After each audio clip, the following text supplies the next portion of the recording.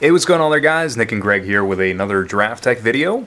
So we have a pack of Cons of Tarkir. We're going to be cracking it open, and we're going to talk about draft here and discuss where we would have our picks as far as like a draft scenario would be concerned. If we were drafting on Moto or even just in real life or whatever. Think of it as a draft simulation, but with a real pack. All right, so we have Rush of Battle. Disdainful Stroke. Good old D-Stroke, alright. Swift Kick. We have Dutiful Return. Hooting Mandrills. Hoo-da-hoo!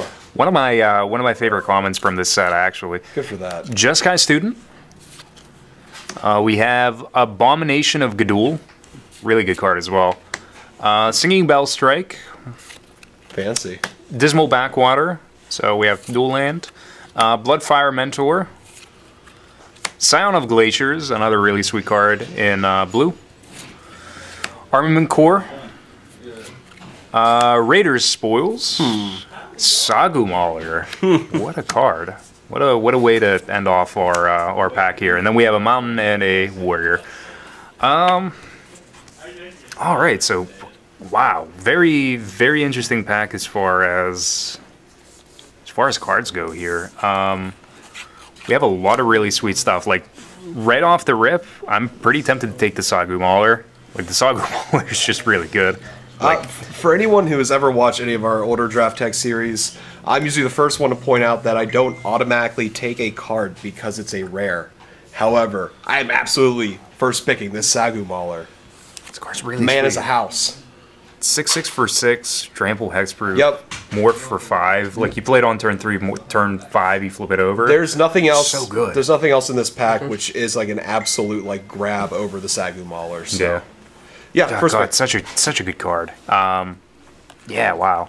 Yeah. So we'll leave that guy over there. As far as the rest of the cards go, the high-end stuff that really stands out to me are things like Armament Core, Scion, Hooting Mandrills.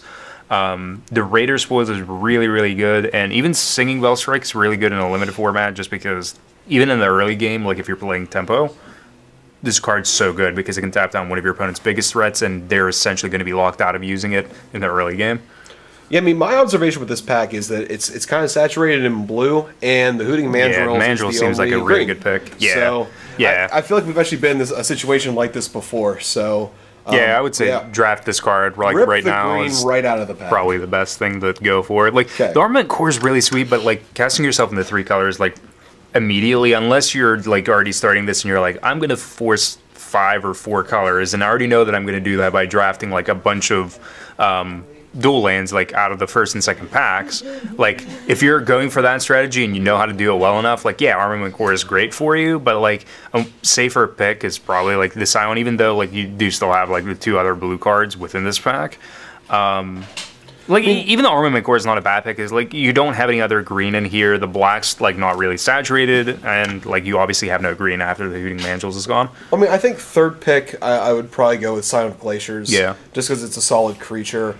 I like Swift Kick because again, it's the only like real piece of like removal aside from Singing Bell Strike, which is like early removal but not permanent, possibly. Yeah. Swift Kick is a much more like permanent type of removal, but the only other red creature in this pack doesn't work great with it. Bloodfire Mentor and Swift Kick are really the bad Bloodfire Mentor is kind of really awkward. I'm gonna go third pick Scion. Since I agree with that. Red. Let's get these out of here. We'll put them down towards the bottom. From here. What do we think? Like, I think the Raiders Spoils is pretty nice. I'm never opposed to taking a dual land. Like, the dual lands, at first I was like, yeah, I mean, they're going to wheel, and I'll pick them up when they wheel, and then they're not there, and now I'm like, wow, I probably should have prioritized these a lot higher. Like, I'm never opposed to grabbing, like, a dual land, because it just opens up your, possibilities early on. I think fourth pick, I would go with the dual land, just because there's nothing else that's really overwhelming in the pack. It's like the Disdainful Stroke's really sweet, like, because so much of the format's, like, definitive of like these high-end cards, but at the same time it's like you can morph them down. They can get around that Disdainful Stroke, which is still pretty good. It's a breakout card in standard for sure, but I don't like it as much in draft. Yeah, so I would probably grab the Dismal Backwaters. Flip it. From here, seeing this pack, like if this was passed back to me, and seeing an armament core still here, I would think like Abzan's probably possible. Like Abzan's probably open, and I can probably just like get right on into Abzan and not really have too much of a problem with like actually drafting it. So I'd probably be tempted to actually grab that armament core. I would agree with that also because I don't feel like we're passing too much in the Abzan colors away. We're not passing anything good in green. We're not really passing anything great in white. The best like is probably I can Rush. live with passing the other black cards. So I would be fine with locking myself into it, that 3-color strategy. Like Rush is really good. Like I really like Rush, but it seems to be like one of those cards that like doesn't get picked until like you're 7 or 8 picks in, and then like people start grabbing it. It's like I wish I could prioritize this card as being like a higher end pick, but like it really isn't, because you have to. It's also interesting because Rare Spoils is also in the pack as well too, so they're both sort of like vying for the same kind of thing. Yeah. So no, that's totally fair. So you would agree armament core probably here over like Abomination of Gadul, pick which pick 5 is core for sure. I think even just like the Abzan colors are probably a little bit better than the Sultai colors as far as like base colors and like the cards that are actually being played around, like just like the commons and uncommons that are like singled out as like single black cards, single blue cards, single green cards, and whatnot. I think like just the Abzan colors are better than like the Sultai colors. For sure. But yeah, our 5 cards here that we are going to talk about. Let's move these up to the front end here, and we'll flip over these. Final pick, I'd pick either the Swift Kick or Bell Strike, but those are the 5.